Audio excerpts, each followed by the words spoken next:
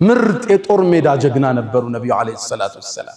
ወኢዝ ገደውተ ሚን አህሊከ ቱበዊኡል ሙእሚኒነ መቃዒደ ሊልቂታል። በድር ጦርነት ወርደው ከፊት ተሰልፈው ጀነራሎችን ቦታ ቦታ የሚሰጡ ምርጥ ጀነራል ነበሩ ነብዩ አለይሂ ሰላቱ ወሰላም። ቁርአን ጠቅሶታል። አንተ ጦሩን ስታሰልፈው ይላቸዋል። ፊት ለፊት ቆመው የሰሃባውን ሞራል ሲቀሰቅሱ ከናንተ ውስጥ ዛሬ ማንም አይገደልም ጀነት የገባ ቢሆን እንጂ እያሉ ጀነራል ነበሩ ያንተ ነብይ ሰለላሁ ዐለይሂ ወሰለም። አብረው አወል ሶፍ ነበር የሚገኙት። ጦርነቱ ሲፋፋም አወል ሶፍ የሚገኙት እሳቸው ነበር።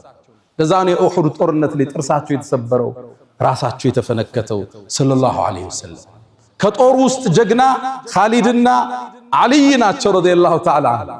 ጦርነቱ ሲፋፋም ይላል አይት ኢዛ ሐሚየቱል ወጢስ ጦርነቱ ሲግል ነተቂ ቢረሱልላህ ከረሱል ጀርባ እንጠለል ነበር ይላል።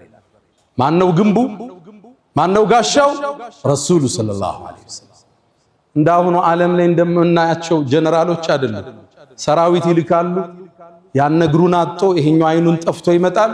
እሱ ግን አንድ ኮከብ ይጨመርለታል።